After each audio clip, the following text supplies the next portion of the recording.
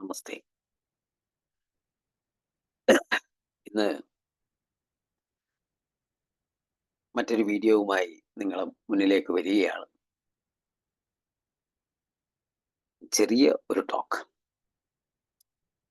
ഇന്നലെ രാത്രി എറണാകുളത്ത് ഒരു വലിയൊരു പരിപാടി ഉണ്ടായിരുന്നു. എം.ടി. വാസുദേവൻ നായരുടെ ഒരു സിനിമയുടെ ട്രെയിലർ റിലീസ് എന്ന് പറയപ്പെടും. അപ്പൊ അതൊരു വലിയൊരു പരിപാടിയായിരുന്നു. അവിടെ വെച്ച് അദ്ദേഹം തിരക്കഥ എഴുതിയ സിനിമയാണ്. അപ്പൊ അതുകൊണ്ട് എല്ലാ വലിയ നടന്മാരൊക്കെ ഉണ്ടായ വലിയൊരു പ്രോഗ്രാം തന്നെയായിരുന്നു. അപ്പൊ ആ പ്രോഗ്രാമില് ഇന്നലെ ഒരു രസകരമായ കലാകാരന്മാരുടെ ഒരു ദുഷിച്ച മനസ്സ് അവിടെ കണ്ടു. നമ്മുടെ രമേശ് നാരായണൻ എന്ന് പറയുന്ന ഒരു സംഗീത സംവിധായകന്റെ ഉള്ളിൽ സംഗീതമുണ്ടെങ്കിൽ അവന്റെ ഉള്ളിൽ ദൈവമുണ്ട് എന്നൊക്കെയാണ് പഴമക്കാര് പറയാ. അല്ലെങ്കിൽ ഒരു സംഗീതം അറിയുന്നവൻ തന്നെ അവനൊരു ദൈവാനുഗ്രഹത്താൽ ജനിച്ചവനാണ്. കാരണം ആയിരക്കണക്കിന് ആൾക്കാരെ പാട്ടുപാടി കൊണ്ട് രസിപ്പിക്കാനുള്ള ഒരു മഹാ കഴിവുള്ളവരാണ് എന്നൊക്കെ നമ്മൾ പറയാറുണ്ട്. അങ്ങനെ ഇയാളും എന്തൊരു ഹിന്ദുസ്ഥാനി സംഗീതമൊക്കെ പാടുന്ന വളരെ വലിയ ഒരു ഗായകനാണ്, വലിയ ഒരു പ്രശസ്തിയുള്ള ആളാണ് ഒക്കെയാണ്. പക്ഷെ ഇന്നലെ അവിടെ ഉണ്ടായിരുന്ന ആ ഒരു സംഭവം അദ്ദേഹത്തിനൊരു അവാർഡ് കൊടുക്കുന്ന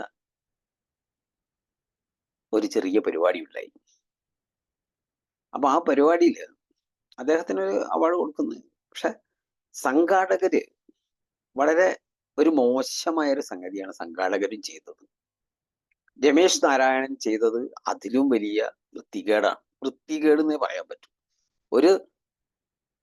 ഒരിക്കലും ഒരു കലാകാരന്റെ മനസ്സിൽ ഉണ്ടാവാൻ പാടാത്ത ഒരു വികൃതമായ ഒരു സ്വഭാവമാണ് അയാൾക്ക് ആ സമയത്തുണ്ടായത്. ചിലപ്പോൾ അയാൾക്ക് ആ സമയത്തുണ്ടായ ഒരു ദേഷ്യം കൊണ്ടോ എന്തോ ഒരു അപമാനിക്കപ്പെട്ടതായിട്ടുള്ളൊരു തോന്നിച്ച കൊണ്ടോ ഉണ്ടായതായിരിക്കാം. അത് അയാളുടെ ഒരു ഭാഗം. പക്ഷെ ഒരു പൊതു സദസ്സിൽ പെരുമാറേണ്ടത് എങ്ങനെയാണെന്ന് ഈ വയസ്സിലും ഈ രമേശ് നാരായണൻ അറിയാതായി പോയല്ലോ എന്ന് തോന്നുന്നു. കാരണം വളരെ ചെറുപ്പക്കാരനായ ആസിഫ് അലി എന്ന് പറയുന്നത് വളരെ ചെറുപ്പക്കാരനാണ്. അയാളുടെ ഒരു മകന്റെ പ്രായമൊക്കെ ഉണ്ടാവും. അത്രയും ചെറുപ്പമാണ്. അങ്ങനെ അത്ര ചെറുപ്പക്കാരനായ ഇന്നത്തെ നല്ല തിളങ്ങി നിൽക്കുന്ന ഒരു സിനിമാ നടൻ. അപ്പൊ അവിടെ ഇയാളെ ജയരാജൻ സംവിധാനം ചെയ്ത സിനിമയും ആയതുകൊണ്ട് അവിടെ അയാൾക്ക് ഒരു അവാർഡ് കൊടുക്കുന്നൊരു ചെറിയൊരു ഫംഗ്ഷൻ. അപ്പൊ ആ അവാർഡ് കൊടുക്കാൻ വേണ്ടി ഇയാൾ എണീച്ചു നിന്നപ്പം ആസിഫ് അലിനെയാണ് അവാർഡ് കൊടുക്കാൻ വേണ്ടി വിളിച്ചത്. അപ്പോഴന്നെ അയാൾ ആദ്യം ഇരുന്നു. ഈ അവാർഡിൽ എന്താ ഒരു ജസ്റ്റ് മൊമെന്റോ. അപ്പൊ ആ മൊമെന്റ് എടുത്ത് വരാൻ കുറച്ച് വൈകിയപ്പം ഇയാളിങ്ങനെ അങ്ങോട്ടും ഇങ്ങോട്ടൊക്കെ നോക്കി നിൽക്കുന്നതൊക്കെ നമുക്ക് വീഡിയോകളിലൊക്കെ കാണാം. നമ്മുടെ നാട്ടിലെ പത്രങ്ങൾ ഇതിനെ നല്ലവണ്ണം ഉമിക്ക് തീ പിടിപ്പിക്കുന്ന മാതിരി അതിങ്ങനെ പിടിപ്പിച്ചുകൊണ്ടേ ഇരിക്കുന്നുണ്ട്. അപ്പം ആസിഫ് അലിയുടെ കയ്യിൽ ആ മൊമെന്റ് എത്തുന്നു. പാവം ആസിഫ് അലി അത് ഇയാൾക്ക് കൊടുക്കുന്നു. ഇയാള് തികച്ചും ഒരു വികൃതമായ വൃത്തികെട്ട ഒരു തരത്തിലുള്ള പെരുമാറ്റമാണ് അവിടെ ഉണ്ടായത്. ചിലപ്പോ അയാൾക്കായ ഒരു ചെറുപ്പക്കാരനെ കൊണ്ട്, ഒരു ചെറിയ പയ്യനെ കൊണ്ട് എനിക്ക് അവാർഡ് തന്നല്ലോ എന്നുള്ള ഒരു ദേഷ്യമായിരിക്കാം. പക്ഷെ അത് നമ്മൾക്ക് ഇനി എന്ത് ദേഷ്യം, ഈ ആസിഫ് അലി എന്ന് പറയുന്ന ആളോട് വ്യക്തിപരമായിട്ട് ഇയാൾക്ക് ദേഷ്യമുണ്ടെങ്കിലും ആ ദേഷ്യം ഒരിക്കലും കാണിക്കേണ്ട സ്ഥലം ഒരു പൊതുവേദിയല്ല.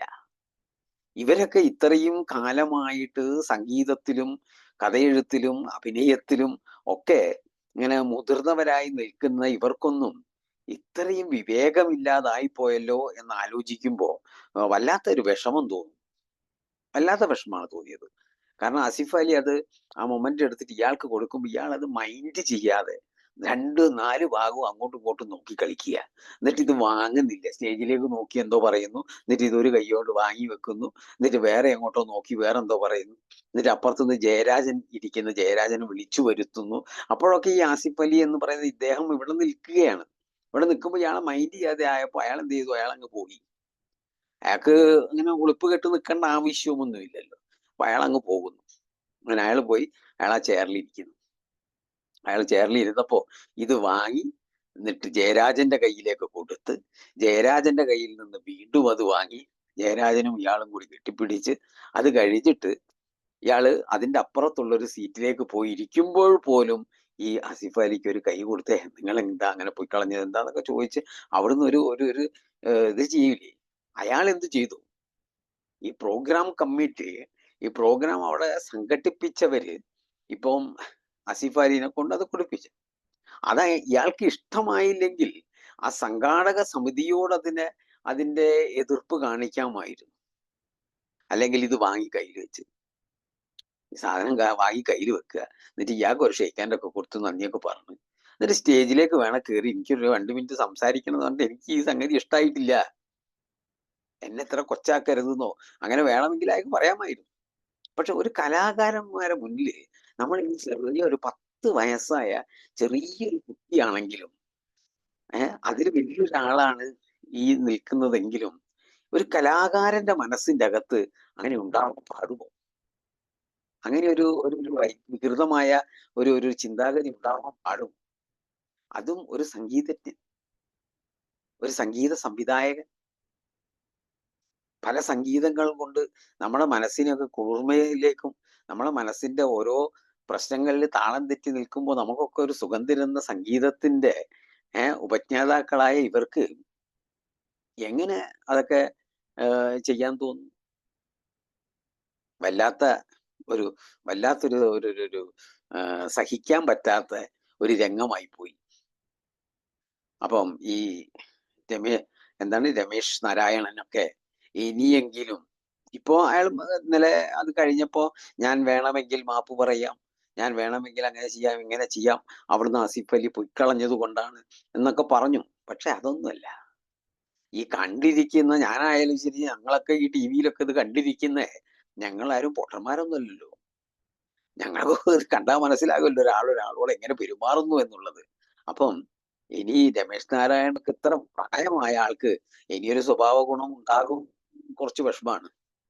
ഏതായാലും ആസിഫ് അലി അവിടെ വളരെ സമന്വയം പാലിച്ചുകൊണ്ട് ചെറിയ ഒരു പുഞ്ചിരിയോടുകൂടി അയാൾ അവിടെ പോയി അയാളെ സീറ്റിലിരുന്ന് അയാൾ വലിയ ചിരിയായിട്ട് അങ്ങ് പോകേണ്ടി വന്നു. എന്തായാലും അയാൾ വളരെ ആ ഒരു പക്വത കാണിച്ചു. ചെറിയ പയ്യൻ ഈ വയസ്സായ ഇയാളെ മുന്നിൽ ഒരു പക്വത കാണിച്ചു എന്ന് പറയാം. ആ പക്വതയോട് കൂടിയിട്ട് അയാൾ അവിടെ പോയിരിക്കുകയും ആ പക്വത തന്നെ ഇന്ന് ഈ രമേശ് നാരായണനെ ജനകോടികളുടെ ഇടയിൽ, ഈ കേരളത്തിലെയും മറ്റ് ഇത് കണ്ട എല്ലാ മലയാളികളുടെ ഇടയിലും മറ്റു ഭാഷക്കാരുടെ ഇടയിലുമായാലും അതൊരു ഒരു മോശമായി തീർന്നു. അയാൾ ഇനി എന്ത് തന്നെ പാട്ടുകൊണ്ട് ആരെ തന്നെ സുഖിപ്പിച്ചിട്ടും കാര്യമില്ല. അത്രയും ചെറിയൊരു മനസ്സിന്റെ ഉടമയാണ്. ആ മനസ്സിന് യാതൊരു നന്മയുമില്ലാത്ത ആളാണെന്നാണ് എനിക്ക് തോന്നിയത്. ഏതായാലും ഈ ചെറിയൊരു ഇതില് ഇന്നലെ അത് കണ്ടപ്പോ അങ്ങനെ ഒന്ന് അവതരിപ്പിക്കണം, നിങ്ങളെ മുന്നിലൊന്ന് പറയണം, എൻ്റെ സബ്സ്ക്രൈബേഴ്സിന്റെ മുന്നിലൊക്കെ ഒന്ന് പറയണമെന്ന് എനിക്ക് തോന്നിയത് കൊണ്ട് ഞാൻ പെട്ടെന്നൊന്ന് ഈ വീഡിയോ ചെയ്തു എന്ന് മാത്രമേ ഉള്ളൂ. നമസ്കാരം, നമസ്തേ.